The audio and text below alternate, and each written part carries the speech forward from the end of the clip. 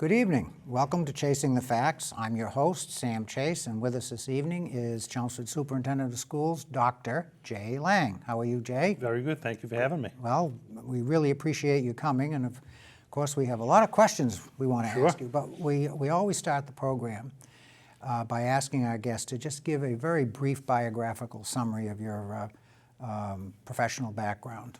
Okay. So if you could do that, we'd appreciate it. Yeah, I'd be happy to. I actually grew up in neighboring city of Lowell. So I lived in the Highlands and attended the Lowell Public Schools for elementary, middle, and high school. After high school, I ended up going to Merrimack College in Andover, or North Andover, for my undergrad in business administration. And then UMass Lowell for my master's degree in education and a doctorate degree in educational leadership. So that's kind of my educational background. Work-wise, right after my undergrad degree from Merrimack, I actually started working in Lowell, in the city of Lowell, in the Lowell Public Schools. My first position was on the city side of government, but it very closely tied in with the schools. And it was to develop a community schools program, very similar to a concept that was very popular in Cambridge at the time, where the schools would be used before and after school to really extend the school day for families. So I enjoyed doing that. That kind of got me into working within the school department and seeing the inner workings of the schools. My background, where I had kind of a business background, but also an educational background being within the schools, was somewhat unique. It afforded me different opportunities within the school department to do different tasks. And eventually, after some of my work with managing grants and that community schools program, I ended up moving into the assistant or deputy superintendent position for finance and operations, overseeing the school department's day-to-day operations, financial functions, things along those lines. I had worked in the Lowell Public Schools for about 20 years before coming to Chelmsford. This is actually started my 5th year here in Chelmsford. Mm-hmm. And in my deputy superintendent role in Lowell, I was in that role for about 13 years. That was the bulk of my career in Lowell before coming to Chelmsford. Mm-hmm. And again, this is actually the start of my 5th year here. So when you were in Lowell, the 13 years you did in Lowell as deputy superintendent, would you describe that as primarily finance and administrative effort? Yeah, it was a central office position. Mm-hmm. Lowell obviously is a bigger school system, right, so it's broken down a little bit differently. But there are either assistant superintendent or deputy superintendents in charge of specific areas. So we had an individual for curriculum instruction, someone for student support services. I was finance and operations, so I oversaw obviously the budgeting for the schools, transportation, food services, the IT department came under me, a number of different more operational departments. And that was the way it was broken down. I was a member of the central office team that helped lead the school system. Right. And that actually that leads into another issue that I would like to bring up. You were hired in 2014 or 15, was it? 15. 15 was it? For fiscal 14 or fiscal 15, I think it was. And at the time, of course, in Chelmsford we were experiencing a pretty significant problem with the school's budget process and accounting system and so forth. And you were hired in I would call a somewhat unorthodox manner. Normally what we would do in Chelmsford and most other communities, I think they'd set up a citizen screening committee and they'd look at resumes, right, and then they would refer final candidates to the school committee for the process. But that process was short-circuited, and in a good way. In a very good way, and we learned of your availability, right, and I commend the school committee people who took the initiative, right, even though they took some flack for it initially. Right.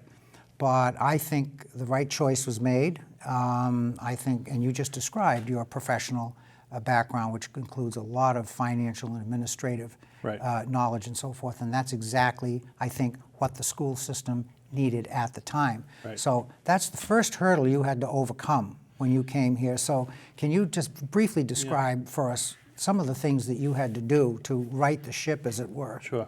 No, and I looked at it as an incredible opportunity for myself, and I think the school system at the time, where our skill sets and needs just kind of matched. Typically, you're going to find superintendents that come from one of three backgrounds. Either mine, the kind of the finance administration management background, a curriculum instruction, or student support services, kind of a special education background. And usually they'll have a particular skill set that matches one of those three. I think some of the dynamics that were happening in Chelmsford at the time, there were some budget issues. There were some issues with the current year budget, previous budgets. Certainly, I think they were looking for someone to come in with my particular skill set, and it was a unique process, or not a process, to bring me on board, but I think people were familiar with me because I did work in Lowell, which isn't far away from here. I actually had taught at Chelmsford High School at the very, very beginning of my career for a couple of years, so I knew some of the individuals from Chelmsford, and I think when they were going through that process, a few members of the school committee at the time reached out to just say, would you be interested in considering Chelmsford? We were going to consider appointing an interim for the year, but ultimately we'd be looking for someone with your skill set, instead of taking a year to kind of go through that process where we know a little bit about you, you know about our community, would this be something we'd be interested in? So I ended up meeting with the various school committee members to kind of talk through my background, what I would bring to the table, what their needs were, and again, I just think it aligned very well. And I was excited for the opportunity to be able to come on board. A lot of the challenges that were being faced at the time were certainly situations that I had worked through or knew how to kind of work around in my previous experience that I brought to the table, and I enjoy that piece of the work. So I think really in very short time, within that first year and a half, we had a very good handle on the finances of the district. We had kind of realigned the budgeting process that we had. A lot of it, I think, was just confidence, too, that we needed to have some confidence in the central office and who was actually, calling some of the financial shots for the district. And I do think there were some bridges that had to be mended between, even within the school department, but within town hall and with the town meeting. So I really tried to just be very upfront with people, kind of put all the cards on the table. Here's the situation we're dealing with. Here's a roadmap that I think we should follow to kind of rectify and remedy some of the situations that were happening. I got incredible support from the school committee, the town hall, the town manager's office, town meeting that very first fall that I was here. We actually found out that we were a little deeper in the hole than I think had been anticipated. I remember that. And that was awkward. I had been on the job for about a month and a half and had to stand before a town meeting and ask for an extra $500,000. They asked very good questions. I've always tried to just provide very concise and direct answers to their questions. I believe they've appreciated that, and I think over the last couple of years we've kind of started to rebuild some of that trust and faith in the schools. If you look at our votes of support, as I look at it when we go to town meeting, we have very good kind of debates and discussion that happens around our budget requests. I'm always happy to talk about our budgets, and they have nearly unanimously passed over the last 3 or 4 years. So I'm happy that we're able to kind of rebuild some of that confidence in the schools with the way that we're using the resources that were provided, that we're reporting it properly.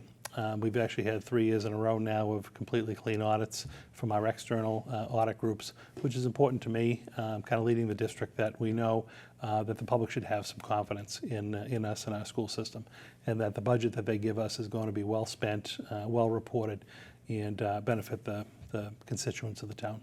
Well, I certainly agree with you, and I think you hit the ground running, and I think you almost immediately established an air of confidence that things were going to be managed properly. And my experience with you is that you are more of a forward-thinking person. You don't want to really dwell on the past and talk about the sins of the past, if you will. Let's look at what we have and let's move forward. And in that regard, how would you describe, and you touched upon it just briefly now, but how would you describe your working relationship with the town manager and the town financial office? I think it's been very good. I mean, I think at the time, again, when I came on board, we do need to move forward. I think the both town offices have to work closely together.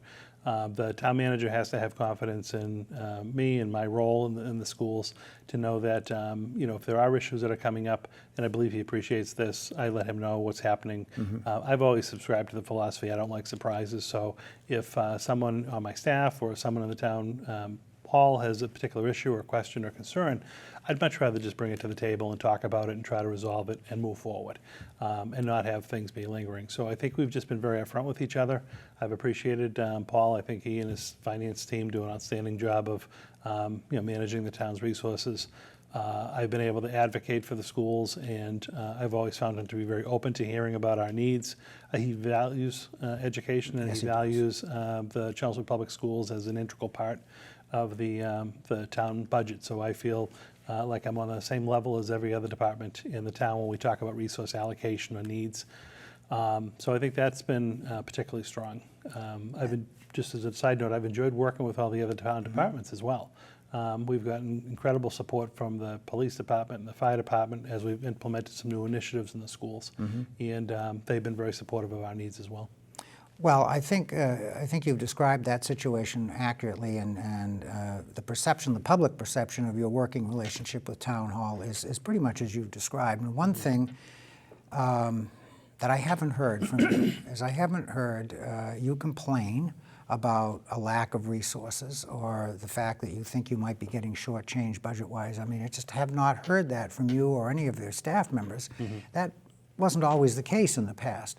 And again, you know, it inspires confidence to have somebody in the position like you who understands the reality of the situation. This isn't Concord. It's not Lexington. You're not going to get, you know, the dollars that might be available in communities like that, but you seem to be able to do the best with what is available. And I think the majority of the residents appreciate that, and certainly town meeting has appreciated your openness and right off the bat your command of the facts and the situation. And that always inspires confidence. You can usually tell, guy gets up at town meeting, you know in the first 2 minutes whether he knows what he's talking about or not.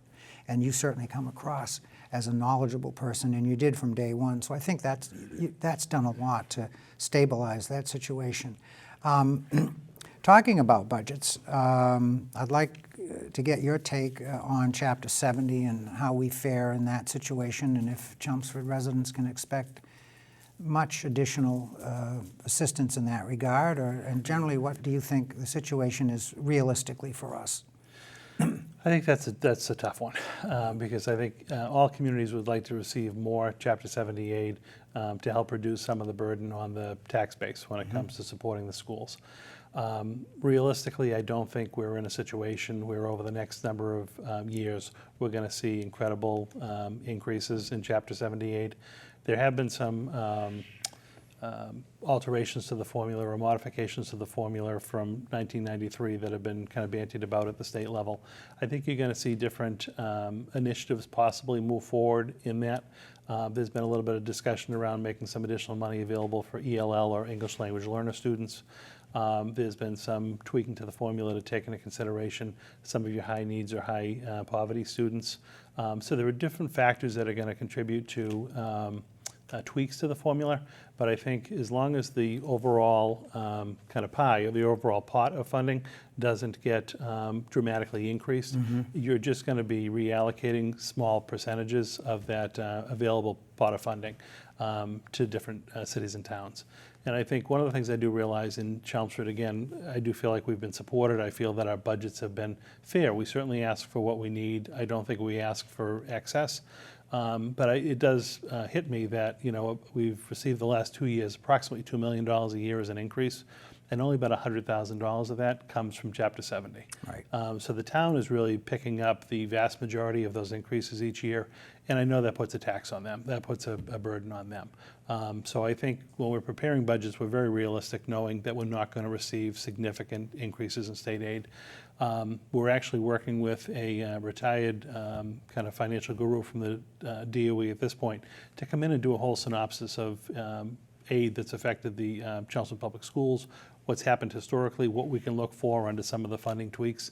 That was something that the school committee was very interested in this past fall, just to help provide some of that background context for different levels of consumers so that they know kind of what is happening, what they could be on the lookout for. So we have an individual who's actually coming on board to work with us this fall on that. and we're going to have some report outs throughout the course of the fall for, say, your government bodies, whether it be the Board of Selectmen or the FinCom, the school committee, but we're also going to work to have some public forums for just the average kind of consumer in the schools, whether it's a parent or a community member who just wants to hear a little bit about the basics, what's included in the Chapter 70 formula. If the state enacts certain variations of bills that are pending, what could that, or how could that impact funding in Chelmsford? So we're going to try to kind of communicate some of that over the course of this fall to the residents of town. Well, that's good, because even at this point, I mean, we've talked about this issue for the last 15 or 20 years in town, and there still is not a very good understanding, I think, in the general population. People have bits and pieces of information. I think but I do think that when I talk about the issue to folks, I think most people understand that the bulk of the money has to go to those districts that might be called disadvantaged, as opposed to Chelmsford. We're a reasonably well-off suburban community. I think the sense of frustration that the Chelmsford taxpayer feels is they look at a town like Westford, and I understand, the 1993 formula advantages them. Okay, I get that. But the per capita income level is higher, and their property values are higher, and people say, as a state income taxpayer in Chelmsford, we're helping to subsidize the Westford public schools. That isn't right. I don't mind helping the Lowell schools. I don't mind helping Lawrence and Cambridge, but I kind of draw the line at helping my wealthier friends in Chelmsford. So I think that's the sense of frustration, and I don't get any sense from reading the legislative reports that that's going to change. I think what you said is right. I think if there is any shift, it's going to be try to get more funding towards those poorer districts. And well, I think we saw that and we can't really argue with that, because, We've seen slight increases in some of our federal grants because some of our population is changing. We actually have, for Chelmsford, even though it's nothing compared to a Lowell, but our free and reduced lunch rates are actually up a little bit, which is an indicator of poverty. We also have our ELL population is up quite a bit. I remember just, again, 4 years ago when I came, there were about 125 students who were classified as English language learners, where English wasn't their primary language, and they're being educated in our schools. And I believe at the start of the school year, we had just gone over 200. So again, I know in numbers that's not significant when you think about, say, a neighboring city like Lowell. But if you think in 4 years' time, that type of an increase, a 35–40% increase in any particular population of students in a school system that are receiving and demanding services, that certainly also puts another element in the budget that we have to take into consideration. What we're seeing is that the federal grants, like our Title I grant, actually went up this year to try to help provide some supplemental services to help those particular targeted populations. But I think that's where you're going to see the increase coming in state funding.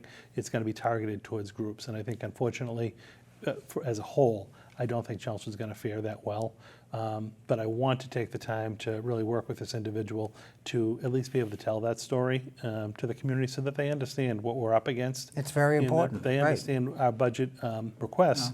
Everyone would like to get extra Chapter 70 money, but it's not likely, and we can't just kind of hope that additional money is going to come. We want to maintain a very solid school system, which I think we have. Even though if you look at our spending compared to our comparable districts, we're actually spending less than our comparable districts on multiple different categories. But on academic achievement, we're either number 1 or number 2 on all of the different charts of our comparable districts. So the value of education is extremely important to Chelmsford, and I think really the residents are getting a very good return for their dollar. I don't think there's any question about it. And to follow up on what you just said, if anyone wants to take the time to go up on the Department of Education website, where they have all that data broken down, and it's been probably a few years since I've looked at it, but the last time I looked, what struck me particularly was the percentage that Chelmsford has relative to administrative expenditures. We, at the time, we were way below the state average. And, that's the complaint of the average taxpayer. Well, the front office, the back office is too fat and they could cut administrators. Well, maybe yes, maybe no, but you really do have to take a look at comparable communities to see where we are. And if the average is 5% and we're spending 10, I'd say we have a problem. But if the average is 5 and we're spending 2.5, well, maybe not so much. We're probably in good shape, which means more dollars are available for the educational and support programs that we have to deliver. So I think that's a very good message, and I think as a professional administrator, I think you're doing the right thing by setting the correct expectation about Chapter 70 and other things. And as long as we're talking about the budget, maybe you can get into some of the more recent initiatives that you are advocating and let folks know what's coming down the pike. Well, we've had a couple of significant ones. We, not that I try it this way, but we typically have one big initiative each year. So 3 years ago, we launched our full-day kindergarten initiative. So this was something, again, when I came on board, there were a couple of different topics that had been talked about for quite some time. And I know you, being in Chelmsford for a long time. Many years. Many years. I've heard a lot of dialogue about the want for full-day K. And that was something that we accomplished going into year 2 of my arrival. But that, again, took support from town meeting, who actually helped us, build modular buildings to be able to accommodate the class sizes. We needed some extra space, so we configured that at the same time. And let's remind people that project came in significantly under budget. It did. It came in $1 million under budget, and it came in on time. And how many public construction projects, as a percentage, come in under budget and on time? Not many. Not many. Not many. So we're happy about that. Last year, the significant programming was our dual enrollment program at the high school. So we created some new partnerships with Middlesex Community College to offer our high school students an opportunity to earn college credit at the same time at Chelmsford High School that they're earning high school credit.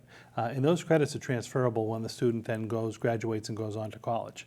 That's phenomenal. Yeah, it started out last year. I believe we were able to offer 6 or 7 classes to that first group of students, and it more than doubled this year. I believe we have 14 or 15 classes where students, if they're taking that, and again, we actually have a deal with the university where the parents do pay for the 3-credit course, but the fee is $187.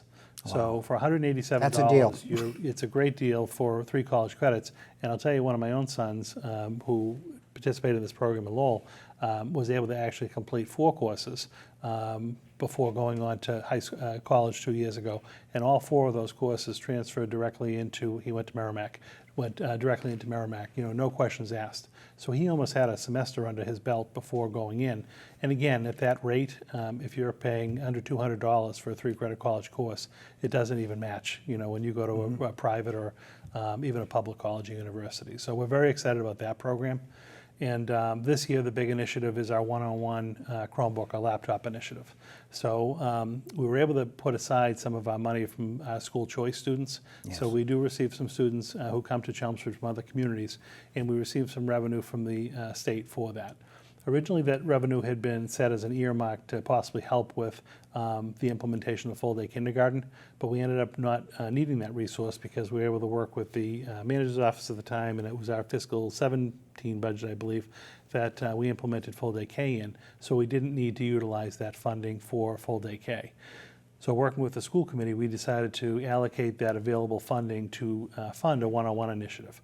So each year for the next 4 years, our incoming grade 5 and 9 classrooms, all of those students and staff are actually receiving a district-issued laptop. So they get a laptop to use, no cost to the parents. It's issued from the district. And the students will keep that for 4 years and then turn it in and recycle it. So a middle school student gets it in 5th grade, keeps it for 6th, 7th, 8th. When they go to high school, they turn that in. They get a new laptop to get them through high school. And then at the end of their high school career, obviously they'll turn that off and turn that in and go on to college or a career at that time. But we wanted to remove the barriers from, some students have computers and technology at home and some students still don't.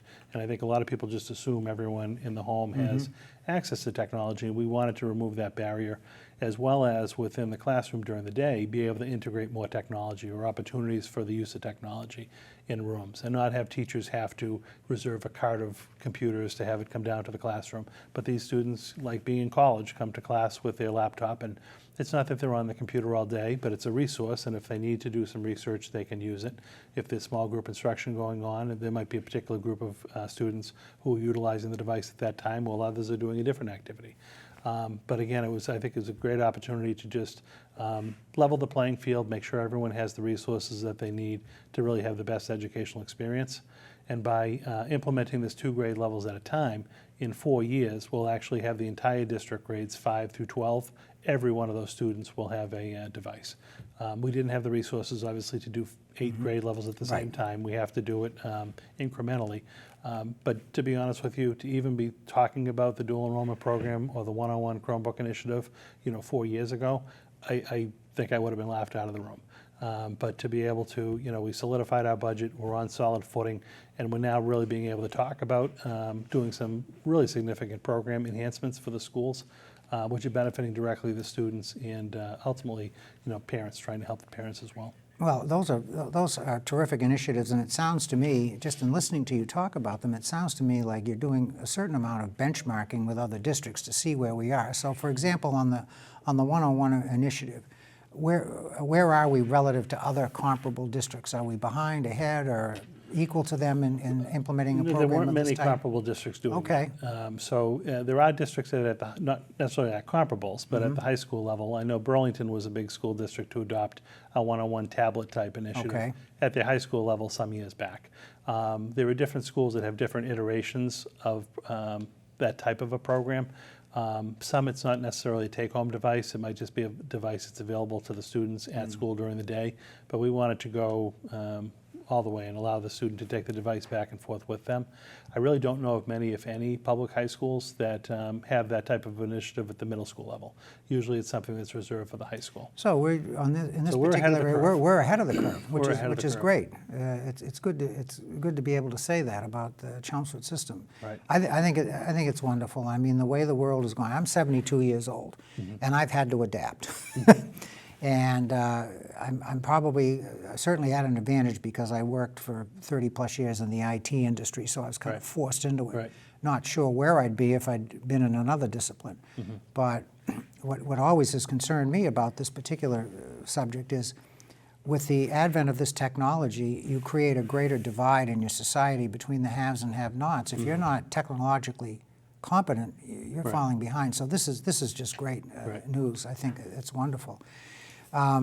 You touched a little bit upon the kindergarten, the full-day kindergarten, which Right. certainly was a very contentious issue at the time. And I know a number of districts, and even fairly wealthy districts, are charging fees for that. Right. But that's not the case in Chelmsford. It's not. There had been some discussion about that as well. And I'm sorry, did I cut you off? No, go ahead. Oh, there had been some discussion about that as well, and I think I personally would not have been a proponent of putting a fee for access, because I do think that could have been restrictive, particularly to the group of students who we really think could best benefit from that full-day kindergarten experience. But the school committee at the time as well felt very strongly that there should not be fees associated with it. I know it was a little bit of a hot topic in town. I think what we were able to do, again, in working closely with the manager's office around the budget and the budget recommendation, is figure out a way to fund the program without having to add fees. So I'm very happy, again, that actually now we have full-day kindergarten. There are no fees associated for parents. It's been very welcomed. It has been, this is the third year that we're into the programming. Seamless. I mean, full-day K is just a part of the district. You wouldn't think it hadn't been there for 10 years. I haven't heard It has a been word. incredible, yeah. You know, the old saying is if it's going well, nobody says anything. If something's wrong, people squawk. I haven't heard anything, which tells me that it's obviously has been Yeah. a success. No, we have a dynamic group of teachers too at the kindergarten level. And I do credit a lot of that to the recruitment and hiring that was able to happen early in the spring of the year prior to the implementation, because we were able to get that town funding. And we were able to really get some great teachers on board. They came in over that summer on their own, participated in professional development, got their classrooms ready. It's been welcomed in the schools, and it's really just a part of our community now that you wouldn't think otherwise. Exactly. You'd think it was always there. Well, Right. As somebody who has grandchildren in the system, and I do interact with the current crop of teachers, I am just overwhelmed at their dedication and the professionalism. It's just amazing. The dedicated group of professionals that we have in the Chelmsford school system is just, it's second to none. Right. And I'm very grateful for that, and I think we can credit your leadership and your leadership team to fostering that kind of environment for the school system. So Right through the district, we have incredible staff. I mean, Exactly. at all levels. I'm thrilled with the building admin team that we have in the district, our principals, assistant principals. We were able to add assistant principals at the elementary school level over the Absolutely. last couple of years. Totally supporting students and staff in the buildings. Teaching staff, like you said, is second to none. Our paraprofessional support staff, our secretaries in the buildings, our food service and custodial staff. I really do feel that everyone comes to work and is excited about being here. It's a great school system.